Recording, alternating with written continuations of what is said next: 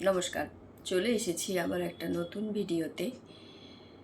সমাজ মাধ্যমেই আমি একজনের একটি লেখা পেলাম।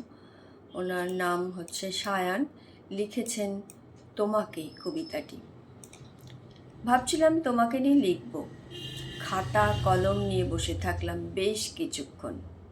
তোমাকে কি উপমা দিব সেটাই ভেবে পাচ্ছি না। তুমি কি আমার কাছে সামান্য কিছু? আমি কি চাইলেই তোমাকে নিয়ে লিখতে পারি? তুমি তো আমার কাছে এক মহাকাশ সমান। তোমায় নিয়ে লেখার সাধ্য আমার আছে? কতটুকুই বা বর্ণনা করব আমি এক শব্দে তোমাকে? তোমার অনন্ততা, তোমার অসীমতা বর্ণনা করা যায় বলো?